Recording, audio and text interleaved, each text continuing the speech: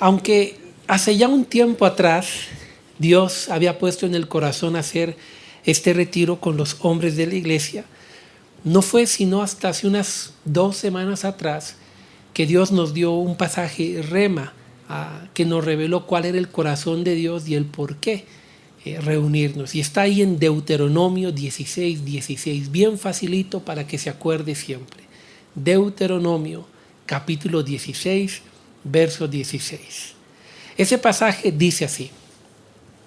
Tal vez en un momento más lo vamos a poner en pantallas, pero dice así: 3 veces al año se presentará todo hombre tuyo delante de Jehová, tu Dios, en el lugar que Él haya escogido. 3 veces al año. ¿Cuántas veces al año Dios pidió que los hombres de Israel se presentaran delante de Él? 3 veces al año. Imagínese. Algo extraordinario. El pueblo de Israel recibió esta orden de parte de Dios. 3 veces al año, todo hombre se va a presentar delante de mí en el lugar que yo le diga. Y seleccionó pues 3 fiestas importantes que había para el pueblo de Israel, que giraban en torno a recordar quién era Dios, qué es lo que Dios había hecho por ellos y por qué o qué Dios esperaba también de ellos. Y aunque todo el pueblo de Israel celebraba estas fiestas, en las leyes de Deuteronomio, el Señor le inspiró a Moisés para que los convoque especialmente a ¿quiénes? A los hombres. Y les dijo: los varoncitos 3 veces al año se van a presentar delante de mí. Y cuando hablamos de este retiro de hombres, tiene ese propósito. Queremos que cada cierto tiempo los hombres de la iglesia nos presentemos delante de Dios, para que Dios nos recuerde quién es Dios para nosotros, para que Dios nos recuerde qué hizo Dios por nosotros y también que nos recuerde qué espera Dios de cada uno de nosotros. ¿Por qué? Porque los que están casados son cabeza de hogar y los que están solteritos un día van a ser cabeza de hogar. Y Dios quiere levantarse una generación de hombres poderosa, fuerte en este tiempo, más en un tiempo donde estamos viviendo una decadencia moral y una decadencia en tantas esferas. El enemigo está atacando a la familia, a nuestros hijos, a la iglesia, y hace falta que se levante una generación de varones pero bien parados, que tengan claridad de lo que Dios dice, de lo que espera de cada uno de nosotros. Y en este retiro de hombres nos vamos a enfocar en ver con la palabra qué es ser un hombre de Dios. Porque todos los que estamos aquí hemos nacido siendo hombres. Pero ¿qué es ser un hombre de Dios? ¿A qué nos referimos cuando hablamos un hombre de Dios?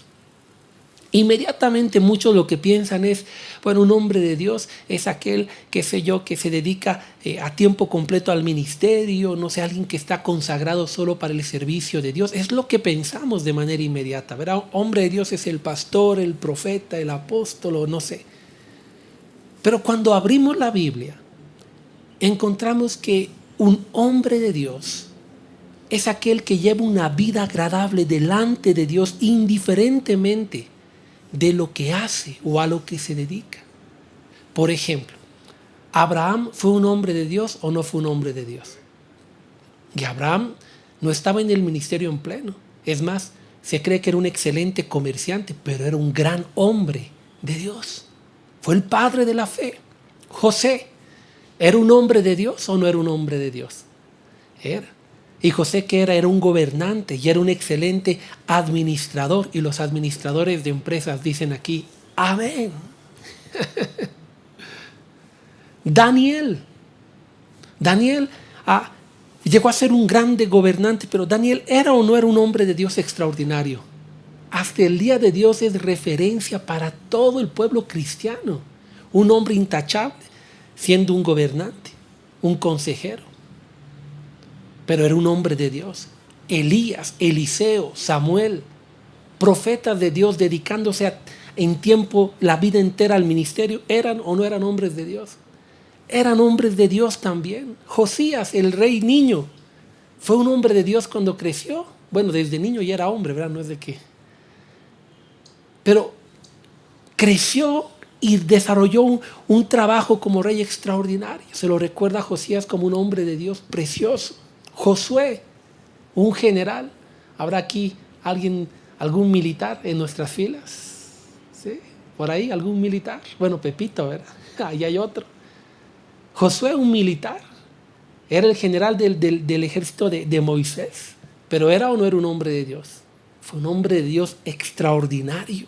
Juan el Bautista, un hombre desde el vientre consagrado que se dedicó solamente al ministerio, una vida diferente, la voz que clamó en el desierto. ¿Era hombre de Dios? Era también hombre de Dios.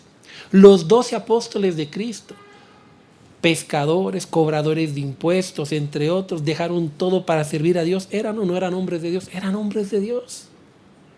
Lucas, el escritor de el Evangelio de Lucas y Hechos, era un médico. ¿Hay algún médico por aquí? Quizás. Y aunque era médico, era también un hombre de Dios. Pastor, ¿por qué le está dando tanta vuelta? Porque tú y yo tenemos que entender que ser un hombre de Dios no se trata de lo que hacemos o a lo que nos dedicamos solamente. Un hombre de Dios se trata de quién es usted aquí adentro, en su alma, en su interior. Y Dios quiere que todos los hombres cristianos seamos hombres de Dios extraordinarios. Usted tiene que entender eso. Cuando usted recibe a Jesús, usted se vuelve un cristiano, pero Dios quiere que usted viva como un hombre de Dios, que pueda generar un impacto a nivel de su familia, de su iglesia, de su comunidad, de la sociedad. Dios quiere usarle como alguien extraordinario. Algo que tenían en común todos estos hombres de Dios era que en primer lugar conocían a Dios. En segundo lugar, que conocían la misión o el propósito que Dios tenía para ellos. Y en tercer lugar, que llevaron una vida agradable delante de Dios. Toditos tenían esto en común. Sabían quién era Dios, sabían lo que Dios quería con ellos, cuál era la misión que tenía para ellos, y finalmente llevaron una vida de la cual Dios los miró con agrado. Y como resultado, en todos ellos pasó algo maravilloso que sucedió con el primer patriarca Abraham. Todos estos hombres levantaron una generación para Dios que siguiera a Dios después de ellos y se convirtieron en instrumentos de bendición para hacer de bendición a otras personas. Dile al que está a tu lado, hemos sido convocados para ser hombres de Dios. Ese es el propósito de este retiro. Ser hombres de Dios. Yo anhelo como su pastor que un día su esposa, cuando hable de usted, no diga, ese desgraciado, sino diga que mi esposo es un hombre de Dios. Que sus hijos no digan, ese viejo que no quiero saber. Digan, no, mi padre es un hombre de Dios, del cual yo me siento orgulloso, feliz de haberlo tenido a mi lado. Que entre sus mismos hermanos en la iglesia lo miren y digan, ese de allí, ese es un hombre de Dios extraordinario. Hombres de Dios, pero para esto tenemos que saber que todo inicia por nosotros. Todo inicia por usted. Todo inicia allí en su corazón. Si usted cambia, usted va a afectar su entorno. Nos quejamos muchas veces de contextos, pero los contextos los cambiamos nosotros. ¿Quiere una mejor familia? Usted debe ser un mejor hombre. ¿Quiere una mejor iglesia? Usted debe ser un mejor hombre. ¿Quiere una mejor sociedad? Usted debe ser un mejor hombre. Pero si usted es un peor hombre, tendrá una peor familia, será un problema en la iglesia y es más, será una carga para la sociedad. ¿Cuántos quieren ver cambios extraordinarios? Comienza por usted, en que usted decida ser un hombre de Dios. Dicho de otra manera, si ustedes quieren tener un día una mejor familia, una mejor iglesia y una mejor sociedad, ustedes deben comenzar a cambiar aquí adentro. Y ustedes van a generar el cambio. Es su responsabilidad. Todos nacemos hombres, pero ser un hombre de Dios es una decisión. Y quiero que vean cómo Dios bendice al hombre de Dios. El Salmo 128 dice así.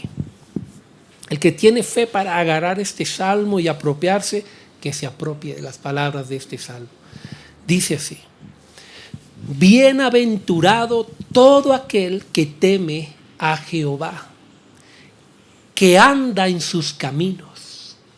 Cuando comieres el trabajo de tus manos, bienaventurado serás y te irá bien. Tu mujer será como vid que lleva frutos a los lados de tu casa, y tus hijos como plantas de olivo alrededor de tu mesa.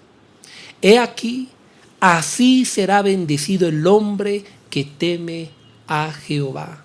Bendígate Jehová desde Sión, y veas el bien de Jerusalén todos los días de tu vida, y veas a los hijos de tus hijos, paz sea sobre Israel. Mira, un hombre de Dios genera un impacto en 4 áreas importantes que hoy vamos a hablar. Primero, en tu vida personal. En segundo lugar, vas a generar un impacto en tu vida familiar.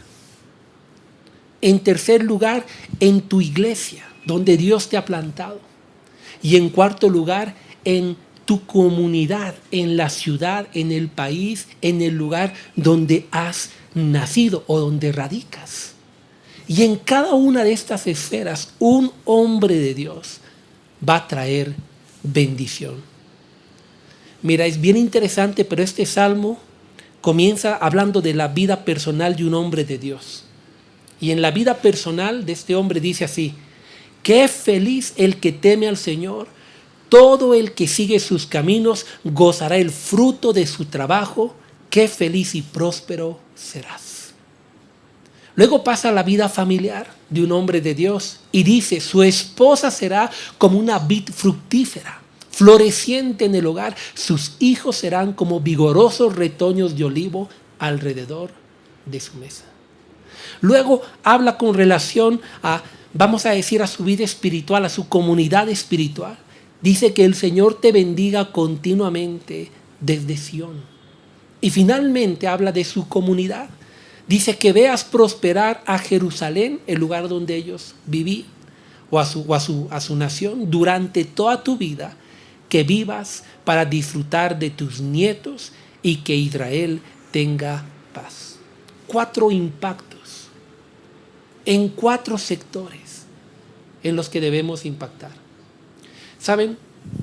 Yo he visto tanta gente esforzarse, vamos a decir, por el área laboral, y está bien trabajar con esmero, pero su vida espiritual es un desastre. Su familia es un desastre.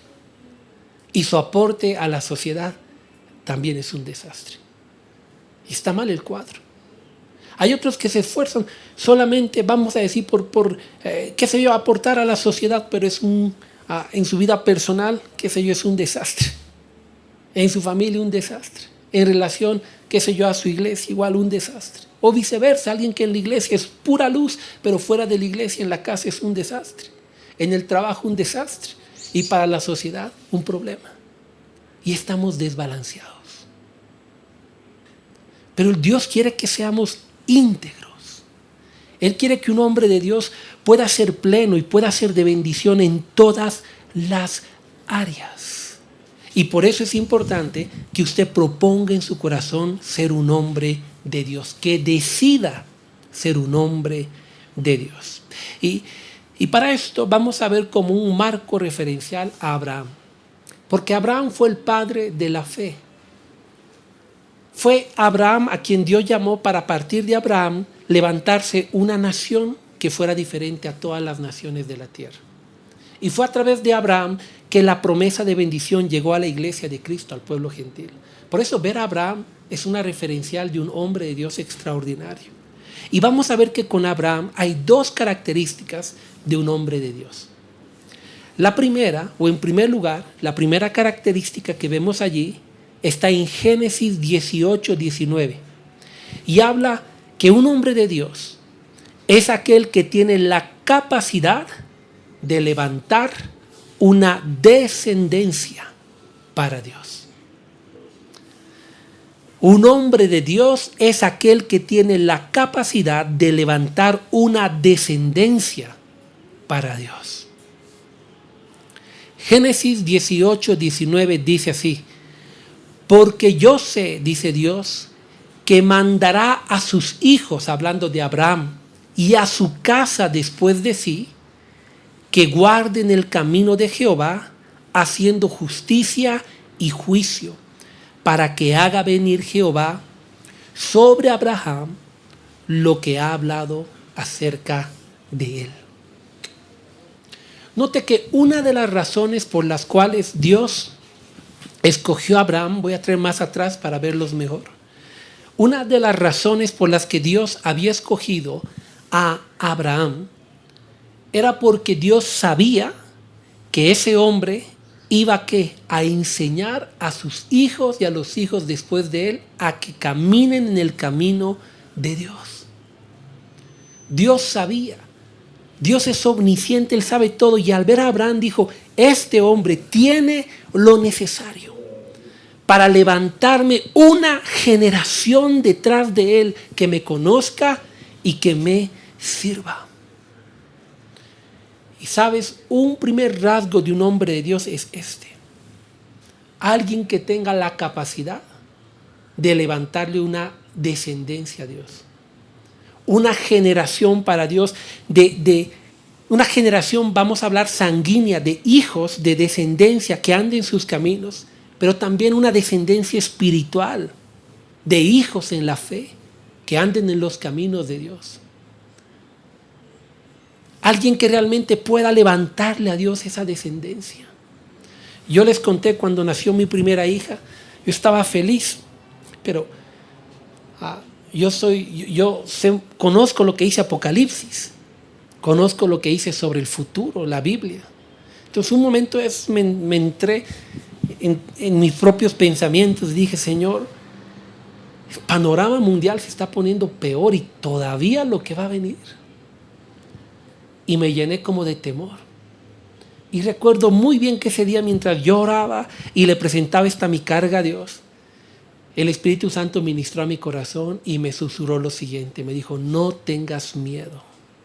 Y dile a la iglesia que no tenga miedo. Tus hijos, tu descendencia, no va a venir este mundo a perecer en el mundo. Va a venir este mundo a ser luz y sal. Y me dijo, diles que no tengan miedo, que en la futura generación que va a venir pueden levantarse los futuros evangelistas, pastores, empresarios, gobernantes, etcétera, que generen un impacto cual nunca antes se ha generado. Quizá en uno de sus hijos esté la cura contra una enfermedad terminal. Quizá en uno de sus hijos esté un propósito de hacer reformas tan extraordinarias. No tengas miedo. Pero no basta solamente con tener esa palabra rema. Yo no sé si les conté, pero hace mucho tiempo hubo un muchacho que sufrió tuvo un accidente y entró en estado de coma. Y luego despertó, pero antes de eso dijeron que estaba como muerto, casi un minuto, lo dieron por muerto. El hecho es que cuando él despertó, lo primero que hizo, yo no lo conocía, nunca había hablado con él, pero él despertó y dijo, quiero hablar con el pastor Sergio. Busquen al pastor Sergio. Y así fue que yo llegué al hospital, ya ni me acuerdo, como el materno, por ahí. Así yo llegué, ahí a la sala de terapia intensiva a buscar al muchacho. Y fue muy fuerte para mí porque me dijeron, un muchacho que se murió, estuvo muerto 1 minuto, se despertó y dijo que tiene que hablar con usted. Imagínense, yo tenía más miedo. Y yo lo fui a buscar y cuando me acerqué a él, él me miró y me dijo así, me dijo, pastor, no sé qué ha pasado, pero ese momento que yo me desvanecí y demás, yo me veía en una cama y vi como una mano me sacó de mi cuerpo y de repente estaba en un lugar totalmente blanco. Y caí, había una persona delante de mí como con una túnica, él no era cristiano por si acaso. Y caí de rodillas y no podía levantar la mirada. Me estaba hablando Apocalipsis, el muchacho inconverso, ¿verdad? Y me decía, y caí de rodillas. Y ese se acercó, me tocó y sentí algo tremendo y me dijo, quiero que busques al pastor Sergio y le des este mensaje. Por eso lo llamó. Cuando él me decía eso, yo estaba temblando ahí. De hecho, Señor, ya, a ver qué me dirá. Y él me dijo, el Señor me dijo que le diga, pastor, que siga haciendo discípulos.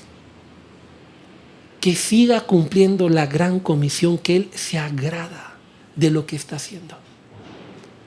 Y que sepa que Él está pronto. Pero en segundo lugar, dile también que les enseñe a sus hijos a discernir entre lo bueno y lo malo, porque llegará el día donde tendrán que tomar decisiones. Y después de eso, otro montón de cosas que son más personales. No sea curioso, no lo voy a contar. Pero en general fue eso. Este muchacho ni siquiera había venido a la iglesia para conocer la gran comisión, el proceso del discipulado y todo lo que hacemos aquí, no lo conoce. Fue algo extraordinario. Pero yo me acuerdo que después de esto oré sobre el tema y el Señor me ministró y me dijo, sí, primero quiero que sepas que me agrado en lo que estás haciendo porque no te lo has inventado. No es el pastor Sergio que se levantó un día de buen humor y dijo, bueno, a partir de hoy la visión de la iglesia es ser la primera iglesia en impacto. No, no fue así. Lo que la iglesia hace, por lo menos aquí en Alcanzando, es Mateo 28, lo que Dios dijo, es lo que hacemos, se acabó. Ahí no hay ni siquiera la intención mía, es solo obediencia. Y ahí el Señor me dijo, por eso me agrada. Porque no es tu visión para la iglesia, es mi visión para la iglesia y síguelo haciendo. Pero también me habló y me dijo, deben enseñar a las futuras generaciones. Deben enseñarles, deben prepararles. Y ahí está el tema este de Abraham. Dios quiere hombres de Dios que se levanten y preparen a las futuras generaciones. Porque saben, mientras vivamos tenemos que generar grandes impactos, pero seamos realistas. No vamos a vivir eternamente en esta tierra. Un día vamos a partir. Nuestros hijos quedarán. Nuestros nietos quedarán. Para algunos bisnietos, etc. Y debemos preparar a esa generación para Dios. Y no solo eso, debemos de preparar una generación espiritual. Porque recuerde que Pablo no fue eterno. Pero gracias a Dios Pablo levantó un Timoteo y a un Tito, discípulos. Gracias a Dios Jesús levantó a sus 12 apóstoles y cuando Él murió y ascendió a la diestra del Padre fueron ellos los que continuaron con el Evangelio. Una responsabilidad tremenda. Pero no solo eso, sino que en segundo lugar, porque vamos a desarrollar esto más a fondo adelante, pero en segundo lugar un hombre de Dios es aquel que es usado por Dios para ser un instrumento de bendición para los demás, no solo para levantarle una generación para Dios, sino para ser un instrumento de bendición. Génesis 12:2 dice así, hablando de Abraham. Preste atención. Y haré de ti una nación grande, y te bendeciré, y engrandeceré tu nombre, y serás bendición. La mayoría de las personas leen este pasaje hasta te bendeciré y engrandeceré tu nombre. Y la mayoría de hombres codician solo eso. Quiero prosperar, quiero ser bendecido, quiero crecer, quiero tener comodidad, quiero tener esto, quiero dar lujo a mi familia, quiero el otro, quiero. Pero cuando Dios bendijo a Abraham con esto, al final le dijo, ¿para qué? para que seas de bendición. El propósito de Dios al bendecir a Abraham no fue solo que le levante una generación para él, sino que Abraham se convierte en un instrumento de bendición para muchas personas. Y si usted desea ser un hombre de Dios, debe abrazar estos dos principios. Se los voy a repetir. Un hombre de Dios, mientras vive, le levanta una generación a Dios, de hombres que lo amen y le sigan. Y un hombre de Dios, mientras vive, es un hombre a través del cual fluye bendición para otras personas, y estoy hablando de todas las áreas de su vida. Por un lado, le levanta una generación para Dios sanguínea, espiritual, pero por otro lado, él es una fuente de bendición para todos los que lo rodean. Efesios capítulo 4, verso 23, dice así. Ustedes deben caminar o cambiar completamente su manera de pensar y ser honestos y santos de verdad, como corresponde a personas que Dios ha vuelto a crear para ser como Él. Hoy en día estamos tan bombardeados de pensamientos, de ideologías, de tantas cosas que quieren guiar nuestra vida. Usted puede decidir ser guiado por todo lo que otros hombres piensan, o puede decidir ser guiado por lo que Dios dice en su palabra. Y Dios no habla de vamos a llamar la autorrealización personal como el punto importante de su vida. Dios habla de que usted como hombre de Dios haga algo para Dios. Y la añadidura es que usted sea de bendición para otros. Y le voy a explicar más adelante a fondo todo esto. Y estos principios usted tiene que abrazarlos todos los días. Si los abraza, su manera de vivir va a cambiar. Pregúntese en este momento. ¿Yo me he hecho estas preguntas o me las hago todo el tiempo? ¿Estoy levantándole una descendencia a Dios? Primero hablando de mi familia, ¿estoy levantando una descendencia sanguínea para Dios si tengo hijos? Estoy instruyendo a mis hijos, mis primeros discípulos, en los caminos de Dios. Me estoy asegurando como padre de que el día de mañana, cuando venga un profesor, un catedrático, un amigo o un falso maestro y le quiera distorsionar la verdad de Dios, le estoy preparando para que discierne entre lo verdadero y lo falso. Estoy preparando a mis hijos, los estoy enseñando para que un día ellos continúen su fe en Cristo. Si está haciendo eso, usted es un buen hombre de Dios, como Abraham. Pregúntese por otro lado, ¿estoy levantándole a Dios también una descendencia espiritual? ¿Estoy haciendo lo que Jesús me ha dicho, hacer discípulos y enseñarles a ellos todo lo que sé para que ellos le sirvan a Dios y continúen también con el Evangelio? Si usted está haciendo eso, usted está siendo un buen hombre de Dios. Y pregúntese por el otro lado, ¿soy alguien bendecido para bendecir o soy alguien bendecido para mi propia satisfacción y soy un egoísta que no piensa en nadie? ¿O soy alguien que soy bendecido porque he entendido que Dios quiere usarme para que otros también sean ¿qué? Bendecidos? Bendecidos. Lo que hago contribuye a estos propósitos. Yo he aprendido a orar de esta manera hace ya un tiempo atrás y a decirle a Dios, Señor, qué sé yo, dame salud, porque quiero estar más tiempo con mis hijas, por ejemplo, porque quiero servirte de mejor manera, porque quiero ser instrumento de bendición para otros. Hay una razón por la que te pido salud. O Señor, vamos a decir el caso de otra persona que diga, Señor, provéeme un buen trabajo. Dame un mejor salario. Y Dios dice, ¿y para qué? Ahí es donde usted tiene que tener claridad para decirle, Señor, porque quiero ser un instrumento de bendición. Quiero proveer a mi casa. Quiero ser una persona que pueda proveer trabajo a otras personas. Quiero ser alguien que pueda aportar algo a la sociedad de esta manera. Señor, este es el propósito de mi petición.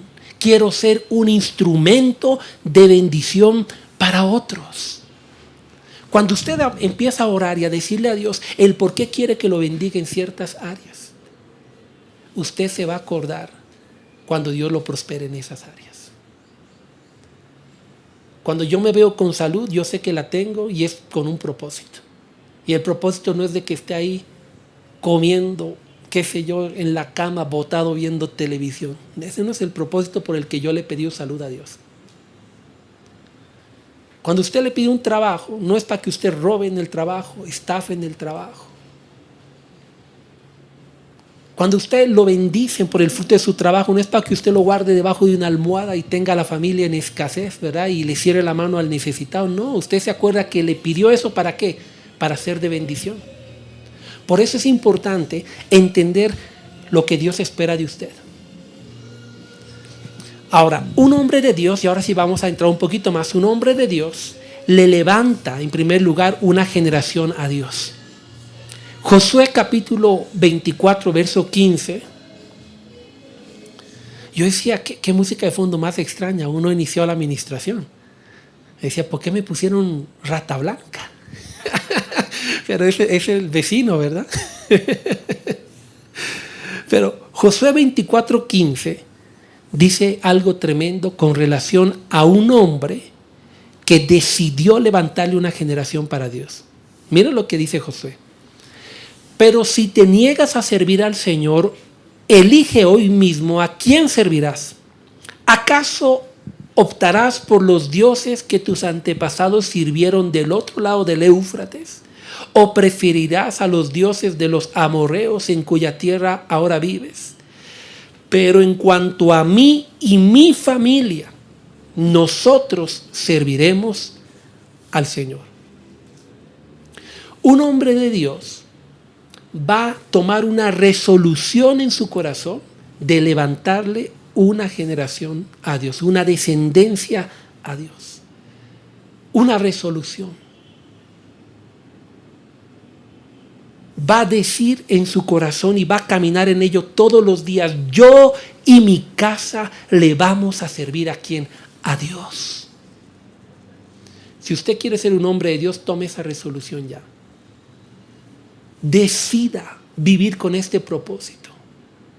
Levantarle una generación a Dios. ¿Saben qué me impactó a mí en un viaje que estuve en Costa Rica y me tocó quedarme, estaba en la casa de mi pastor, el pastor Giovanni, y él, muy amado, llegamos, nos dio su habitación para que nos quedáramos. Y pues ahí estaba en el velador su Biblia, la Biblia que él usa para predicar. Y pues en la noche yo me puse a leer la Biblia, lógicamente le pedí permiso para usarla. Pero algo que me impactó es que cuando yo abrí la Biblia, detrás de la tapa, ahí estaba escrito unas cuantas palabras. Así que yo leí. Y ahí lo que decía en la Biblia de mi pastor era, mis más grandes bendiciones. Número 1, mi salvación. Número 2, la salvación de mi familia. Y número 3, el ministerio. Y abajito decía, gracias Dios. Yo sé que para usted puede no significar mucho. A mí me cambió la vida. Porque yo entendí por qué mi pastor era como era. Por qué hacía lo que hacía. Él tenía total claridad del orden de prioridades en su vida. Su salvación, la salvación de su casa, luego la iglesia, el ministerio y todo lo demás. Y sabes, tú ves hoy día a mi pastor, es un hombre que sigue sirviendo a Dios. Todos los hijos están ahí sirviéndoles a Dios, vidas sanas, familias bonitas. Pero él tomó la resolución de que yo y mi casa le vamos a servir a Dios. Y usted tiene que tomar también esa resolución. Yo la he tomado el momento de casarme. Yo le dije, Señor, te pido que me proveas una esposa con la cual yo pueda formar una familia para ti, para tu gloria, para levantarte una generación, una descendencia para ti. para junto a ella ser un instrumento de bendición para tu iglesia, para las personas. Un propósito relacionado con las dos misiones de Abraham. Pero usted tiene que tomar la decisión. 2 Corintios capítulo 4, verso 13 dice: pero teniendo el mismo espíritu de fe, dice Pablo, conforme a lo que está escrito, creí, por lo cual hablé, nosotros también creemos, por lo cual también hablamos. Usted tiene que tener el mismo espíritu de fe que tenía Josué, de creer que su casa un día va a estar a los pies de Cristo y declararlo y confesarlo todo el tiempo, hasta que se haga tan real que sea la prioridad número uno en su vida. ¿Cuál es la prioridad número en su vida como hombre? ¿O cuál debería ser? La salvación de su casa. Y le voy a decir por qué. Porque si usted habla la Biblia, usted va a encontrar en la Biblia que todo lo que en este mundo vamos a tener al final del día va a ser pasajero. Ese colegio carísimo, esa universidad carísima, esa profesión, ese doctorado, esa maestría, que todo esto es bueno. Quiero que sepan que yo lo respaldo, es bueno. Pero todo esto va a pasar. Y va a quedar en nada. Lo único que permanece es el alma. Y la Biblia dice que el alma solo va a tener dos destinos finales: o la presencia de Dios o la exclusión de la misma en un lugar que todos conocen llamado infierno. Solo hay dos lugares. Ahora, yo como papá, si yo sé que para mi hijo hay solo dos destinos finales, o una vida eterna con Dios o una eternidad sin Dios, mi prioridad, ¿qué va a ser? Pues su alma, su salvación, por sobre cualquier cosa, porque al final del día, todo lo que yo le doy en la tierra va a ser pasajero. Solo su alma va a trascender, y de nada sirve, dice Jesús, que hayas ganado el mundo entero si al final perdiste tu alma. De nada sirve. Es más, dice la Biblia, eres un necio. Te ganaste el mundo y te perdiste en el infierno eternamente.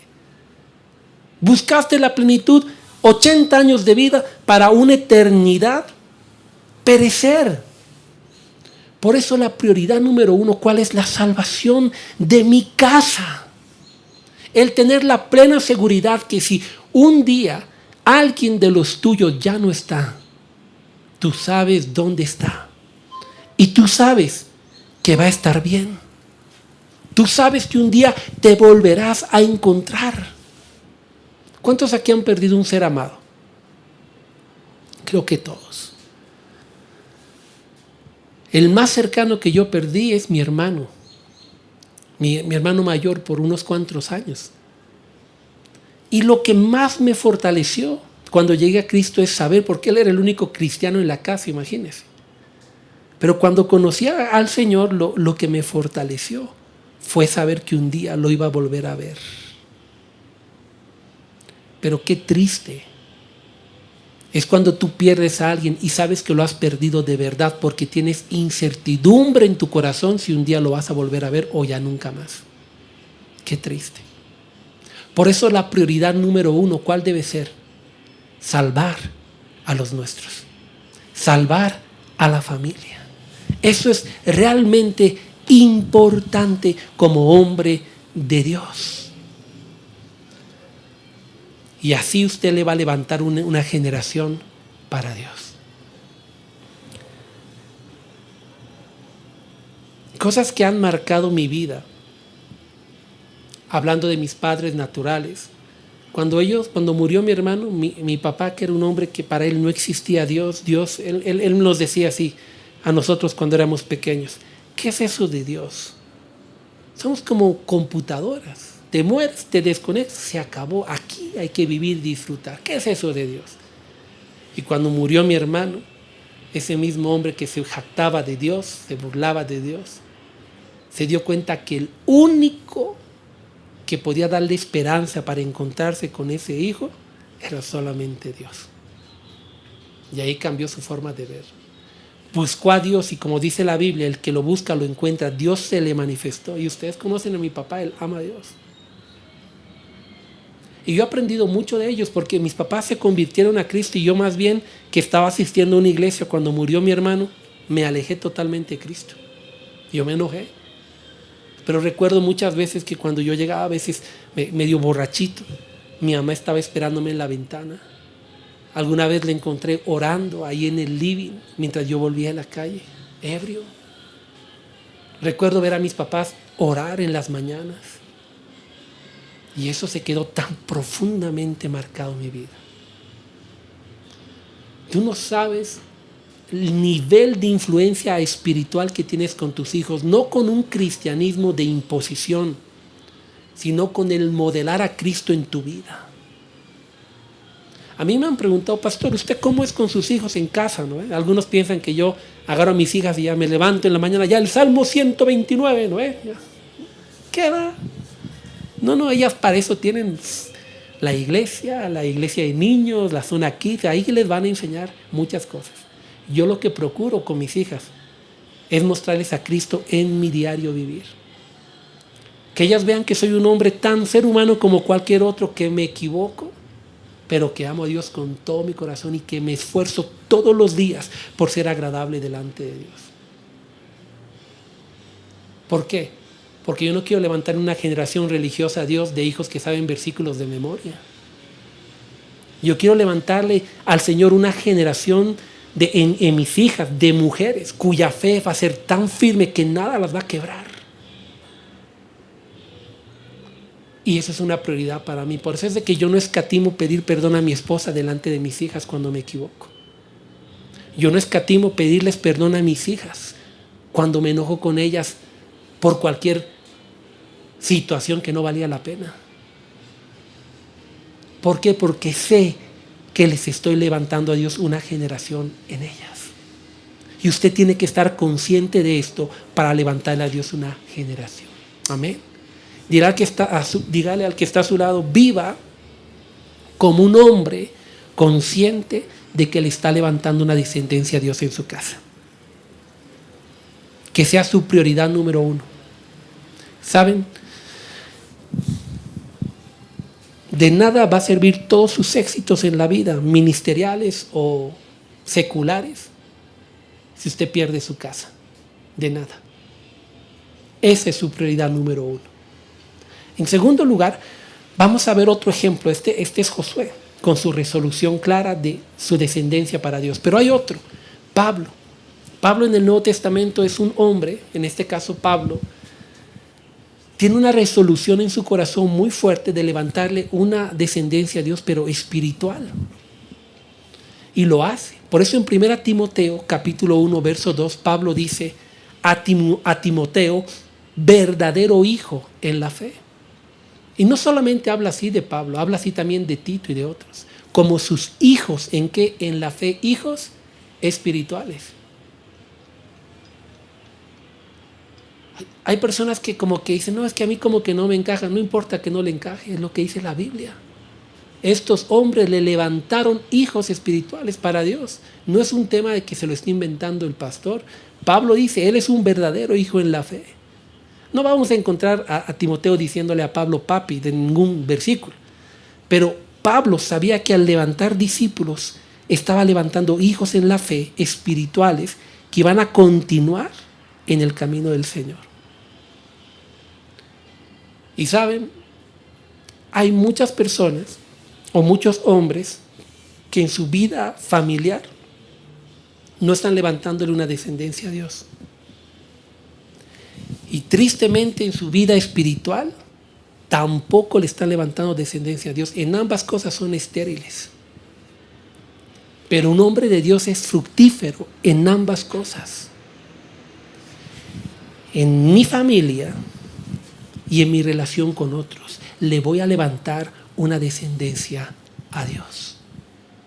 Cuando Pablo murió, Pablo sabía que aunque él ya no iba a estar, detrás de él iba a haber dos pastores, Timoteo y Tito, que iban a continuar la obra. Y entre otros que ahí la Biblia menciona, ¿verdad? Cuando Jesús murió y ascendió al cielo, Él sabía que estaban ahí los discípulos que iban a continuar con el Evangelio. A eso se refiere con levantar una descendencia espiritual. Pero si usted se muere, ¿a quién va a dejar? Cuando mi pastor Giovanni, vino a Bolivia, sembró 10 años de su vida acá y se tuvo que regresar a su país, él sabía que había levantado un discípulo para el Señor acá, su servidor. Él sabía que había cumplido su misión, que si él se iba, la iglesia iba a continuar, porque había levantado una descendencia para Dios aquí en Bolivia, espiritual. Y usted está aquí justamente por eso. Porque yo fui ganado por alguien, discipulado por alguien. Por eso es que Jesús nos dio la gran comisión. Porque es la única forma de preservar una descendencia para Dios de manera permanente hasta que el Señor regrese. Las demás son puras estrategias humanas. La estrategia de Dios fue: haz discípulos. Y si tú quieres levantarle una descendencia espiritual para Dios como un hombre de Dios, tú tienes que abrazar la gran comisión. Tienes que sacarte de la mente ese pensamiento de que eso es la visión de la iglesia. Eso es la visión de Cristo, es la misión de Jesús. No solo para alcanzando, para todas las iglesias del mundo, y el que no lo hace es un desobediente. No es que eso es la misión de la iglesia que el pastor Sergio da vueltas. No, señores. Mateo 28, 19 al 20, ¿qué dice? Quiero que vayan y hagan discípulos. Dile que está a tu lado, esa es la manera de levantar descendencia para Dios. ¿Haciendo qué? Discípulos.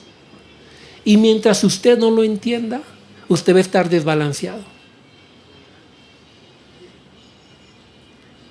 Le va a levantar a Dios una descendencia por aquí, pero por aquí va a ser una persona infructífera. O hay otros que más bien por aquí le quieren levantar una descendencia espiritual a Dios, tienen hartos discípulos, pero por aquí en su casa una decadencia. Y Dios dice: no, no es ninguna, es las dos. Un hombre de Dios entiende que debe levantarle una descendencia para el Señor. Por eso es que aquí en la iglesia nosotros les enseñamos todo el tiempo: levanten 12 hombres, como Jesús levantó 12 hombres, a quienes ustedes les transmitan todo lo que esté en la palabra y que ellos sean capaces de levantar también a otros. ¿Qué estamos buscando, pastor, con eso? Levantarle una descendencia a Dios. Levantarle una descendencia a Dios. Y de esta manera cumplir con nuestro rol como hombres de Dios. Porque, ¿sabes? Un inconverso va a buscar tener una familia bonita y hasta va a buscar que sus hijos hasta sean salvos. Es más, recuerdo que mi papá, antes de ser creyente, metió a mi hermano mayor a un colegio cristiano porque él decía: ahí él va a estar bien, aunque yo no creo en Dios. Pero el inconverso jamás le va a levantar una descendencia a Dios, jamás. No es una prioridad para él, ni le importa. Mientras yo y mi casa estemos bien, no importa que el mundo se pierda. Así piensa el inconverso, pero tristemente hay muchos que se dicen cristianos que piensan igual. Mientras yo y mi casa estemos bien, ¿qué me importa a los demás? Y eso está mal. Usted tiene que levantarle una descendencia a Dios también, porque Dios ha pagado el precio de su vida con su propia sangre y le ha pedido que usted se dedique a eso mientras viva también. Pastores, que tengo que hacer muchas cosas, sí, todo el mundo, pero mientras las hace, levanten una descendencia para Dios.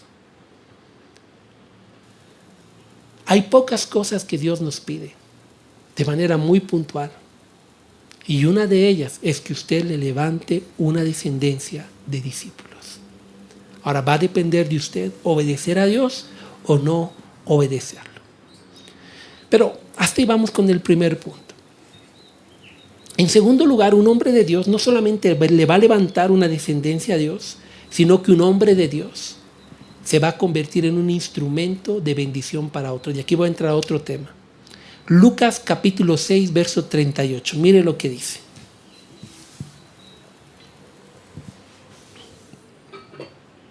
Den y reciban. Lo que den a otros les será devuelto por completo, apretado, sacudido, para que haya lugar para más, desbordante y derramado sobre el regazo. La cantidad que den determinará la cantidad que recibirán a cambio. Los hombres de Dios tenemos que entender este principio tan importante y hacerlo parte de nuestra vida.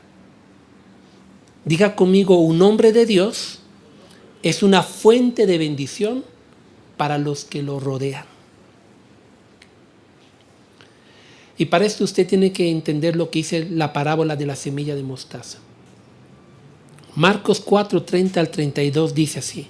Decía también, ¿a qué haremos semejante el reino de Dios o con qué parábola la compararemos? Es como un grano de mostaza que cuando se siembra en la tierra es la más pequeña de todas las semillas que hay en la tierra, pero después de sembrado crece y se hace la mayor de todas las hortalizas y echa grandes ramas de tal manera que las aves del cielo pueden morar bajo su sombra. Quiero hacerle una aplicación espiritual de esto. Para que usted se convierta en un instrumento de bendición para otros, debe entender esto. Todo inicia como un grano insignificante de mostaza, como una decisión. Pero después de un tiempo, ese grano insignificante se debe de convertir en un árbol que sea de bendición para todas las aves del cielo. Solamente que entre el principio pequeñito del granito de mostaza a convertirse en el árbol frondoso hay algo que se llama tiempo. Y en ese tiempo existen procesos. Y si usted quiere llegar a ser alguien de bendición, tiene que aprender a amar cada uno de los procesos que vive para convertirse en ese árbol de bendición.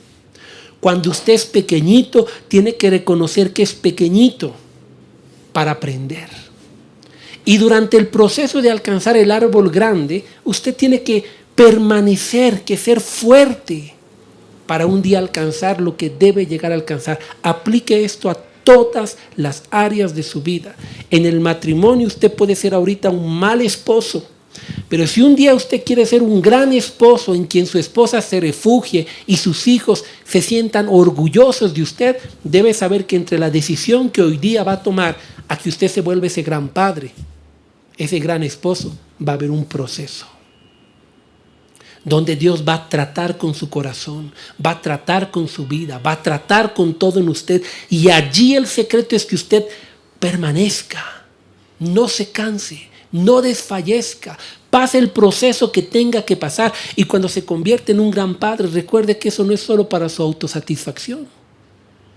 Sea un instrumento para otros, para bendecir a otros, para ayudar a otros, para decirle a otros, sabes, Dios me ha ayudado a mí de esta manera, puede hacerlo contigo también. Dios ha usado esto para yo poder llegar al corazón de mis hijos, tú también puedes usar aquello. Aprenda que usted, Dios lo ha creado para hacer de bendición a otros. En la vida laboral, puede que usted haya iniciado un día o esté iniciando como un granito insignificante. Tal vez usted está en ese proceso. Tal vez está en el proceso en el que ya ha tomado vuelo su vida laboral. O tal vez está en el momento donde ya se ha convertido en un árbol grande y frondoso. Pero recuerde, cuando sea el árbol grande, sea un instrumento de bendición para los demás. Sea un instrumento de bien para los que le rodean. Nunca, con ser instrumento de bien, no me refiero a malcriar, ni a bendecir al flojo, ni socapar el pecado de otras personas. No me refiero a eso. Me refiero a ser de bendición, dando oportunidades y siendo una fuente de bendición para otras personas también. Hágalo con propósito. Todo lo que haga, su trabajo, su vida académica, su vida espiritual, su servicio, todo, empieza pequeño, pero debe acabar como un gran árbol que sea de bendición para los demás. Voy a ponerle mi ejemplo. ¿De qué serviría que yo dedique mi vida entera a Dios y que dedique mi vida entera al estudio de la palabra si no lo voy a compartir con nadie? No tiene sentido. Todo lo que hago, lo hago para ser un instrumento de bendición para otros también. Es más, por ejemplo, esta semana hemos estado con mucha actividad y anoche me quedé toda la noche hasta las 5 de la mañana preparando el mensaje para que usted sea bendecido el día de hoy. Y así muchos de los obreros y pastores. ¿Por qué lo hacemos? Porque nuestro anhelo es ser de bendición para otros. Es parte del propósito de Dios. Ahora aplique esto en su vida laboral. Aplique esto en las otras áreas de su vida para que usted se esfuerza tanto. Porque Dios quiere bendecirlo para que usted sea de bendición a otros. Ahora pregúntese, ¿cómo está siendo de bendición a otros con lo que usted hace? ¿Cómo está siendo de bendición a otras personas con lo que usted hace? ¿Cómo está contribuyendo a la sociedad, al mundo con lo que usted hace? Hay dos tipos de hombres, los que hacen las cosas por hacer y las que lo hacen con un propósito. Y usted debe vivir con propósito. Debe tener claridad en cada cosa que hace, en el aporte que va a realizar, en qué trascendencia va a tener esto, en todas las cosas. Y pues hasta aquí todo está bonito. Porque Dios quiere que seamos hombres de Dios, que le levantemos una descendencia espiritual y natural y quiere que seamos de bendición. ¿Cuántos hasta aquí quieren cumplir estos propósitos? Todos. Pero hay un ingrediente secreto que si usted no tiene, no lo va a poder hacer. Por más que usted sepa que Dios quiere usarle para levantar una descendencia y por más que usted sepa que Dios lo quiere bendecir para que sea bendición, usted no va a poder cumplir esto si le falta algo. Y ese algo es el que escasea hoy en el mundo. Se llama temor de Dios. Temor de Dios. ¿Cómo ser un hombre de Dios? La respuesta es con temor de Dios. Quizá el cuadro más importante o el cuadro más claro encontramos en Malaquías capítulo 1 del 6 al 14. ¿Saben qué es lo que me llama la atención? Ese mismo pueblo a quien Dios convocaba 3 veces al año para recordarles quién era Dios, qué había hecho y lo que esperaba, conocían lo que Dios quería, pero les empezó a faltar el temor de Dios. Le voy a dar este ejemplo. Es como que usted venga al retiro de hombres aquí y en este retiro conozca lo que Dios ha hecho, lo que quiere que usted haga y todo este asunto y usted se goce y diga, sí, voy a hacer esto para mi familia, esto en la iglesia y voy a hacer de bendición en todas las áreas de la sociedad y sepa todo. Pero si le falta el temor de Dios, le pasa lo del pueblo de Israel, 400 años de silencio terribles. Ahora miren lo que Dios les dice antes de ese silencio espantoso. Malaquías 1 del 6 al 14. El hijo honra al padre y el siervo a su señor. Si pues soy su padre, dice Dios, ¿dónde está mi honra?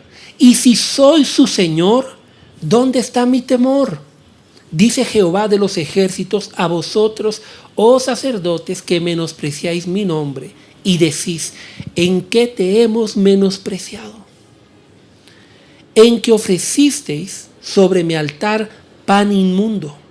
Y dijisteis, ¿en qué te hemos deshonrado? En que pensáis que la mesa de Jehová es despreciable. Y cuando ofrecéis animal ciego para el sacrificio, ¿no es malo? Asimismo, cuando ofrecéis el cojo o el enfermo, ¿no es malo? Preséntalo pues a tu príncipe. ¿Acaso se agradará de ti o le serás acepto? Dice Jehová de los ejércitos. Ahora pues orad por el favor de Dios para que tenga piedad de nosotros. Pero, ¿cómo podéis agradarle si hacéis estas cosas? Dice Jehová de los ejércitos. ¿Quién también hay de vosotros que cierre las puertas o alumbre mi altar de balde? Yo no tengo complacencia en vosotros, dice Jehová de los ejércitos, ni de vuestra mano aceptaré ofrenda. Porque desde donde sale el sol hasta donde se pone es grande mi nombre entre las naciones y en todo lugar se ofrece a mi nombre incienso y ofrenda limpia. Porque grande es mi nombre entre las naciones, dice Jehová de los ejércitos, y vosotros lo habéis profanado.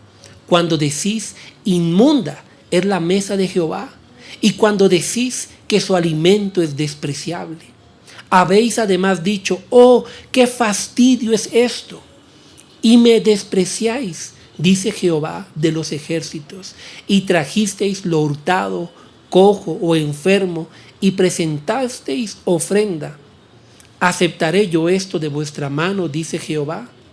Maldito el que engaña, el que teniendo muchos en su rebaño, promete y sacrifica a Jehová lo dañado. Porque yo soy gran rey, dice Jehová de los ejércitos, y mi nombre es temible entre todas las naciones. ¿Cómo saber si yo no tengo temor de Dios? Se va a identificar con este pueblo en ese tiempo. Empezó bien, pero con el pasar del tiempo empezó a menospreciar a Dios, a darle lo que le sobraba de lo que tenía.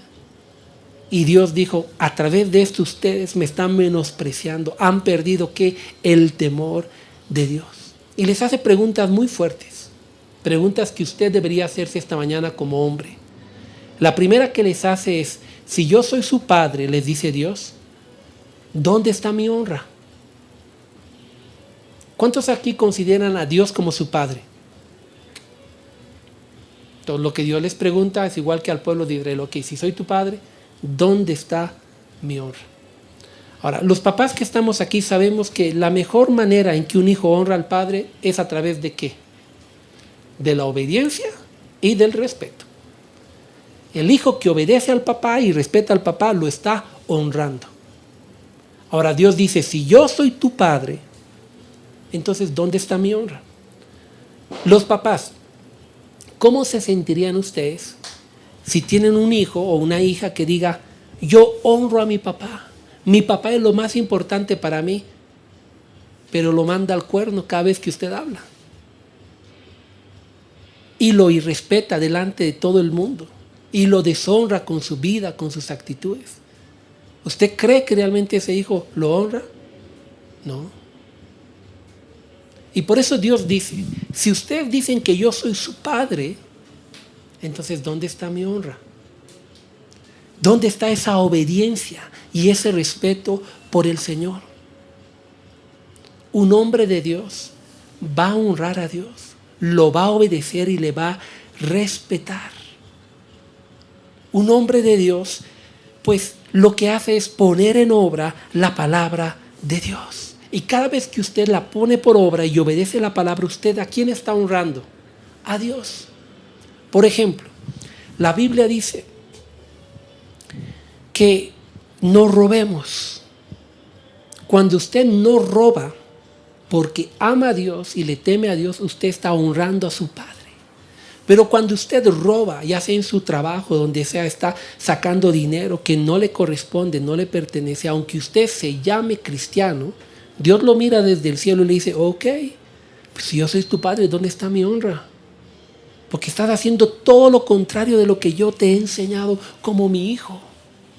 Cuando uno vive en adulterio, en fornicación, por más que le diga a Dios, Señor, yo te amo, tú eres mi padre, mi vida por ti, Dios te mira y te dice un ratito, si yo soy tu padre, ¿por qué no obedeces mi palabra? Yo te he pedido que no adulteres, yo te he pedido que no entres en fornicación. ¿Te das cuenta? Por eso Dios les dice, ¿dónde está mi honra como su padre? ¿Quieres saber si tiene temor de Dios? Va a buscar agradar a Dios y hacer su voluntad por encima de la suya. Y entonces usted se va a dar cuenta si realmente está honrando al Padre, cuando obedece la palabra de Dios. Pero no solo les pregunta eso, también le pregunta al pueblo de Dios, ¿dónde está mi temor? Si soy su Señor, ¿dónde está mi temor? Qué lindo que Él se identifica como Padre y como ¿qué? Y como Señor. Yo he escuchado a muchas personas tomar tan a la ligera esto y dicen, no, Dios es mi cuate, ¿no ve? Amigos somos con Dios, sí, Dios quiere ser su amigo, claro. Pero en ningún momento Dios dijo que quiere dejar de ser su Señor. Él dice, yo quiero ser tu Padre, que te ama, que te cuide, que te provee, pero ojo, también soy tu Señor a quien tú sirves y obedeces. No somos lo mismo. Cuando un padre extralimita su nivel de amistad con sus hijos y sus hijos lo dejan de ver como su padre, entran en grandes problemas. Hay un límite que no se puede quebrar entre la confianza y la autoridad. Y Dios es su padre, sí, pero también es su Señor, nunca lo olvide. Como su padre, Él dice, si usted me ama y me teme, me debe honrar. Y como su Señor, si usted me ama, usted me debe tener temor. Ahora, cuando usted lee en Mateo, usted va a encontrar a Jesucristo presentado como Señor y Salvador. Qué bonito. El mismo panorama. Jesús dice, yo soy tu Salvador, ese a quien tú amas y estás agradecido, pero ojo con eso. También soy ¿qué? Tu Señor, tu Kyrios, a quien tú sirves. Ni el Padre ni el Hijo jamás negociaron esto. Y por eso Dios dice, si tú realmente me amas, ¿dónde está mi obediencia? ¿Y dónde está qué? Mi temor. Ahora, ¿qué es temor? Proverbios capítulo 8, verso 13. Dice así, el temor de Jehová es aborrecer el mal, la soberbia, la arrogancia y el mal camino y la boca perversa aborrezco. ¿Qué había sido el temor de Dios? Temor de Dios no es tenerle miedo a Dios. Temor a Dios es aborrecer el pecado, es despreciar aquello que Dios descalifica, es aborrecer. La Biblia nos manda a amar a todo, lo único que nos manda a aborrecer es al pecado. Imagínense. Y el verdadero temor de Dios es aborrecer el pecado, es mirar el pecado y entender, ese fue el motivo por el cual Jesús murió.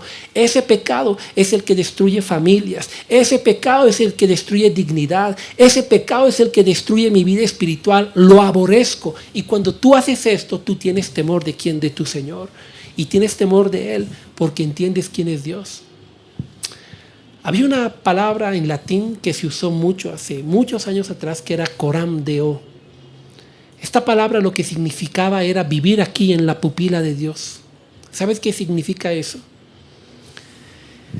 Dios tiene 3 rasgos de carácter. Él es omnipresente, significa que está en todo lugar al mismo tiempo. Es omnipotente, que lo puede todo, y es omnisciente, que lo sabe todo. Coram deo es vivir consciente del carácter de Dios Padre.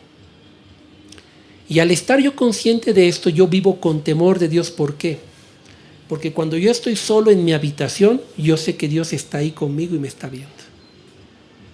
Cuando yo estoy por allá lejos, en un lugar donde no debo estar, a punto de ingresar, yo recuerdo que aunque mi esposa, mis hijas, la iglesia no me ve, estoy en la pupila de Dios y Él me ve. Y como Él me ve, tengo temor, porque sé que Él no solo es mi Padre, también es que mi Señor. Y Dios dice, si yo soy eso para ti, quiero que tengas temor de mí. Quiero que aborrezcas el pecado. Y quiero que obedezcas mi palabra. Entonces, lo que usted necesita para ser ese hombre de Dios como Abraham, que le levante una descendencia para Dios física, espiritual, y que sea una fuente de bendición para todos los que le rodean, es amar a Dios y obedecerle a Dios, dándole honra a su nombre, y al mismo tiempo vivir aborreciendo el pecado con temor de Dios. Si usted hace estas 2 cosas, usted va a poder levantar una generación tremenda, porque el Salmo 128 dice, bienaventurado todo aquel, es decir, doblemente feliz, Makarios en griego. Esa palabra se usaba para los dioses. Bienaventurado, dichoso el que tiene temor de Dios y anda en sus caminos. Miren qué interesante, pero el Salmo 128 se conecta con lo que les hablé hace un momento. Bienaventurado el que tiene temor, ¿y quién más? Y el que obedece, el que anda en sus caminos. Vamos a decir así, la observación que Dios le hace al pueblo, que ellos perdieron, es la misma circunstancia que Dios pone como requisito para bendecirlos. Témame y obedézcame. Feliz el que teme a Dios y le obedece. Cuando trabaje, cuando coma el trabajo de sus manos, va a ser feliz, le va a ir bien. Y su mujer va a ser como una vid, y sus hijos como plantas de olivo. Así va a ser bendecido ¿quién? El que teme a Dios y el que obedece a Dios. Triste que el pueblo de Israel y los hombres, especialmente el pueblo de Israel, se olvidaron de esto.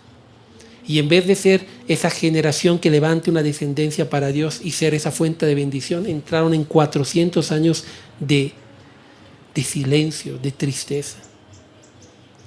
Pero usted puede hacer las cosas diferente. Y para eso tiene que tomar decisiones. ¿Qué tipo de hombre quiere ser? El mundo necesita que se levante una generación de hombres de Dios que impacten su familia, su iglesia, la sociedad. Hombres de Dios que hagan esto. Pero usted tiene que tomar la decisión de honrar a Dios como Padre y de tenerle temor como su Señor. Así que voy a acabar con esto y voy a pedir que me acompañen por allá. Y quiero ser claro con estas últimas palabras. Sin este ingrediente del temor y la obediencia, no es difícil, sino que no va a poder cumplir estos dos propósitos. No va a poder. Porque las promesas para que usted le levante una generación para Dios están ligadas a que usted sea un hombre obediente y temeroso de Dios. Y porque las promesas para que Dios lo prospere, para que sea de bendición para otros, también están ligadas a la obediencia y al temor de Dios. Saque cualquiera de estos ingredientes y usted no está yendo a ningún lado. Simplemente está dando ahí un paseo en la vida cristiana. Ponga estos dos ingredientes y usted verá y descubrirá lo que es ser realmente un hombre de Dios. Por eso es que Jesús dijo algo muy interesante. Cuando Jesús estuvo con nosotros en la tierra, Él dijo así: si alguien quiere venir en pos de mí, muera a sí mismo, niéguese a sí mismo, tome su propia cruz y venga en pos de mí. Él dijo: el que quiera salvar su vida la va a perder, mas el que pierda su vida por causa de mí, que dice Jesús, ese la va a hallar. Pablo entendió esto. Por eso Pablo dijo: yo ya no vivo, mas ahora Cristo vive en mí. Crucificado estoy con Jesús, es decir, he muerto a mí mismo para seguir a Jesús. Porque la única manera, queridos hombres, de vivir con temor a Dios y de obedecerlo es que usted muera. No va a poder. Si usted decide hacer su voluntad y querer hacer la voluntad de Dios, no va a poder. Porque su corazón le va a decir: no, esta nochecita vámonos a hacer una farrita, no hace nada, no hay que ser tan religiosos. Pero por otro lado, Dios le va a decir: no, hijo mío, los borrachos no heredarán el reino de los cielos. Por un lado usted va a decir: no, voy a enemistarme, estoy enemistado con mi esposa, le voy a poner los cuernos, ella no se merece mi amor, es más, ley del hielo le voy a hacer, su carne. Pero por otro lado Dios le va a decir: no, hijo mío, debes perdonar, debes amar, debes restaurar. Por eso es que Jesús dice: tienes que morir a ti para venir en pos de mí. Pablo lo dice de una forma más concisa. Pablo dice: hay una lucha en nosotros. Porque por un lado nuestro viejo hombre, nuestra carne, dice quiere hacer una cosa, pero por otro lado el espíritu quiere hacer otra. Quiere ser un hombre de Dios, tiene que morir a usted mismo. ¿Sabe? Cuando yo tomé la decisión de morir a mí mismo, la tomé entendiendo algo. Yo me puedo equivocar, pero Dios no. Y si yo voy a confiar mi vida en alguien, va a ser en Dios, no en mí. Yo dije para mí mismo: los pensamientos de Dios son buenos, son de bien, no son de mal. Sus planes son para mi beneficio. Si Él dice que muera, es porque es necesario que muera para que Él pueda hacer lo que Él quiere hacer en mí. Y recuerdo claramente esa noche, fue en Pollos Mayra, sobre ese restaurante, ahí era la iglesia y había una oficina pastoral a un costadito, no sé cuántos la habrán conocido. Y yo me quedé esa noche a hacer vigilia solito ahí, orar, pasar la noche con Dios, y esa noche Dios me habló. Y recuerdo claramente mi decisión. No fue una decisión ligera, emocional. Yo sabía que estaba muriendo y, ¿sabes? Me dolió morir. Me dolió. Porque yo dije, Señor, realmente a partir de hoy voy a renunciar a todo lo que quiero, lo que amo, mis anhelos, todo para hacer tu voluntad. ¿Es eso lo que me pides? Y Dios me dijo, sí. Si quieres seguirme, sí.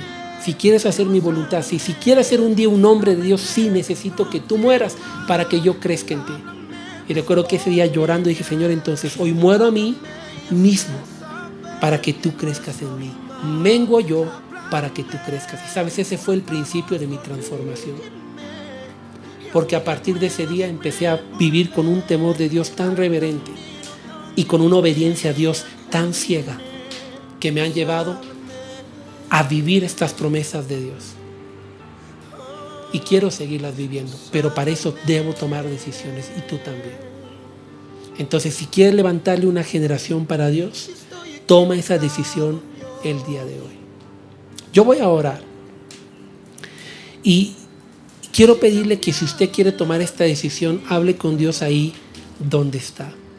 Y vamos a hacer 4 cosas en esta mañana. La primera es primero reconocer nuestra condición delante de Dios. En segundo lugar, vamos a pedirle perdón a Dios por no haberle dado la honra y el temor que Él merece. En tercer lugar, vamos a consagrar la vida a Dios. Y en cuarto lugar, vamos a tomar la decisión de ser hombres de Dios. Entonces, si usted quiere hacer esto conmigo, ahí donde está, vamos a orar. Padre amado, en esta hora nos acercamos delante de ti. En primer lugar, Señor, para reconocer nuestra condición. No soy el hombre que debería ser. No estoy haciendo lo que debería ser. Y te pido perdón por eso. No soy el esposo que mi esposa merece. No soy el padre que mis hijas o mis hijos realmente merecen. No soy esa persona que tu iglesia necesita. Ni soy esa persona que el mundo necesita, Señor. Necesito de ti, perdóname. Porque en lugar de ser bendición para mi casa, soy un dolor de cabeza. En lugar de ser ese apoyo en mi matrimonio, soy la peor desgracia que le pasó a mi esposa. En lugar de velar por la vida espiritual de mis hijos, he sido un mal ejemplo para ellos en todo. Oh Dios, perdóname, porque teniendo tantos años ya en la fe, en lugar de ser un maestro, en lugar de hacer tus discípulos para ti, sigo comportándome de manera inmadura. Perdóname, Señor, porque no soy lo que debería ser. Perdóname porque soy una persona egoísta, a quien tú has prosperado, pero solo piensa en sí misma. No se ha dado cuenta que mi prosperidad es para ser de bendición a todo lo que me rodea.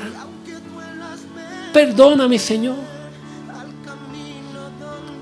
porque aunque tengo ya un buen tiempo de caminar en tus caminos, he empezado a menospreciarte. Porque hoy me doy cuenta, Señor, que al igual que el pueblo de Israel, he dejado de obedecerte. He empezado a ser selectivo con lo que quiero obedecerte tu palabra y selectivo con lo que no quiero.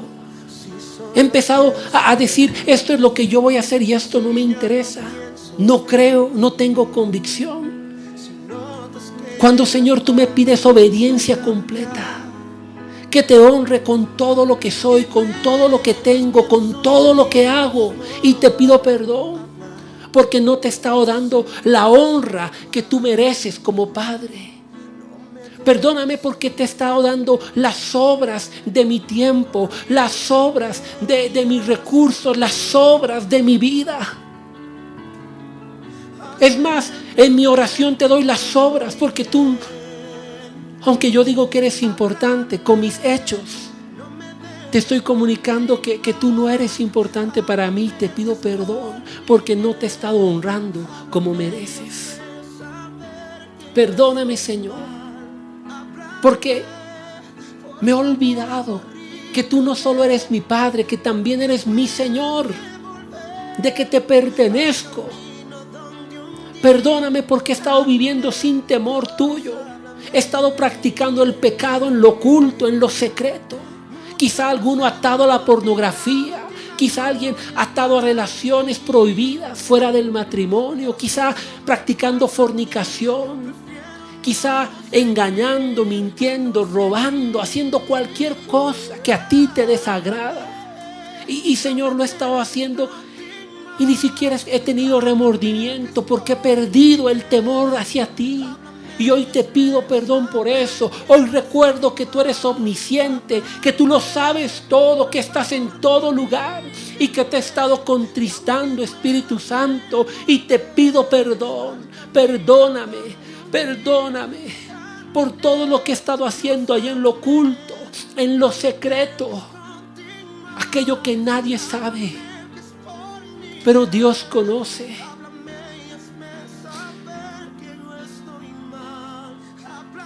El Espíritu Santo te dice, hay un área en tu vida específica que se ha convertido en una fortaleza. Y si no la renuncias por temor a Dios, puede destruirte.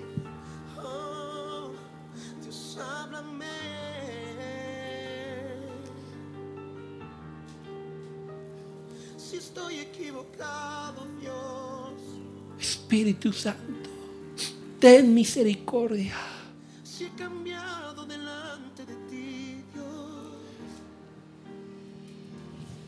Si mi corazón se ha apartado. No sé para quién es esta palabra específica, pero Señor, pone muy fuerte esto en mi corazón. Si no sacas la pornografía, te va a destruir la familia, te va a destruir el matrimonio. Es más, tú piensas que tu esposa no sabe, pero Él te dice, ya lo sabe.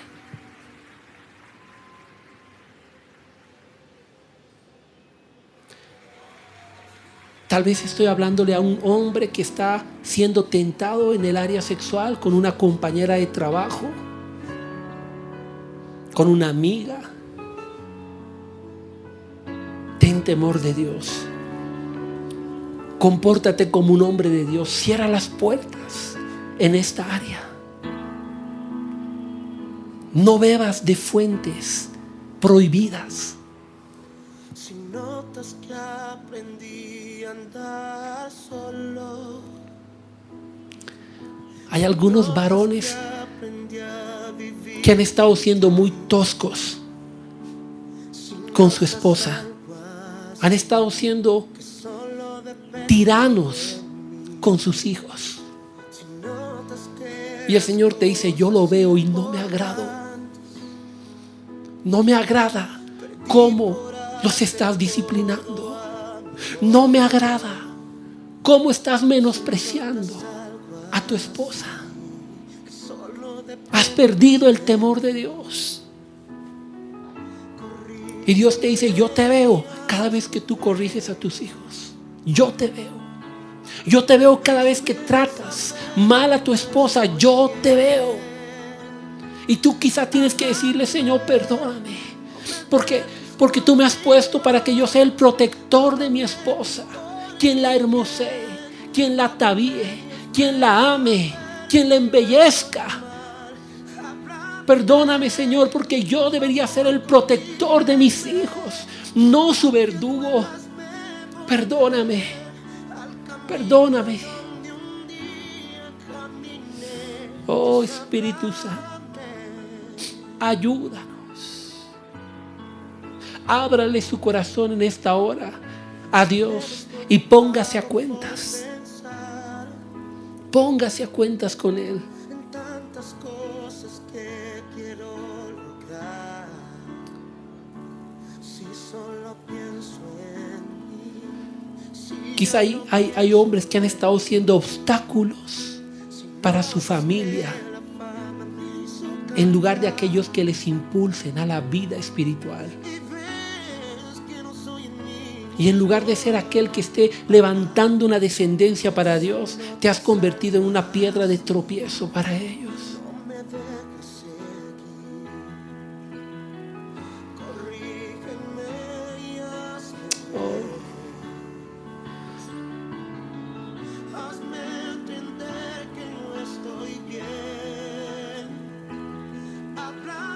Ayúdanos, Señor. Ayúdanos.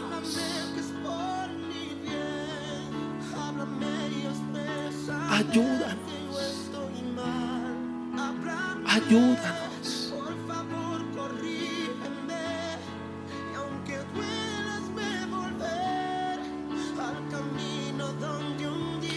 Padre, te pedimos perdón y hoy nos acercamos para reconsagrarnos a ti. Hoy tomamos la decisión de honrarte y de obedecerte, de hacer tu voluntad. Hoy tomamos la decisión de convertirnos en hombres de Dios, entendidos que tú deseas usar nuestra vida para levantarte una descendencia espiritual y física y para ser de bendición a otros. Y lo abrazamos. Tome esa decisión si usted quiere ahí donde está. Señor, hoy quiero morir a mí mismo para vivir con temor de Dios y para obedecer tu palabra.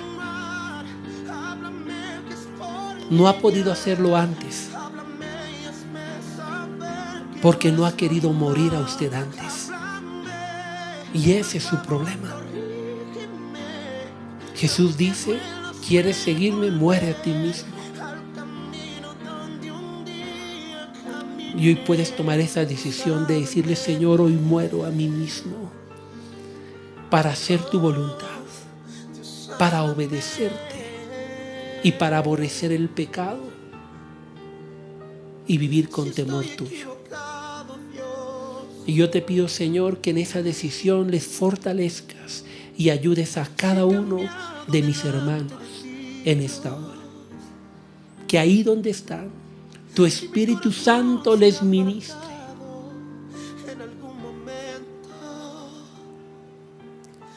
Espíritu Santo, ministrales.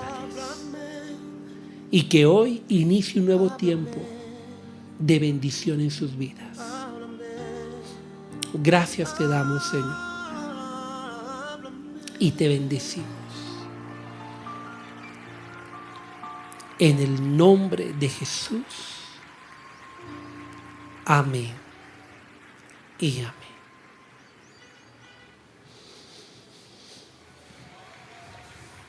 Hombres de Dios. Todos. Dios quiere que todos nos convirtamos en hombres de Dios. Amén.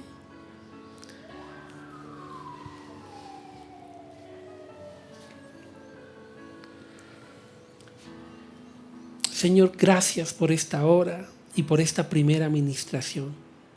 Te pido que tu palabra quede en el corazón de tus hijos en esta hora y dé ese fruto que tú esperas. Y síguenos hablando y ministrando a lo largo de esta mañana y de esta tarde también. Gracias, Señor, en el nombre de Jesús. Amén y amén. Los bendecimos, siervos preciosos de Dios, hombres de Dios. Yo así los veo. Y saben que anhelo que en la iglesia cada uno de ustedes se levante como un referencial y que juntos podamos marcar este mundo en todas las áreas con nuestras vidas. Amén. Les bendecimos.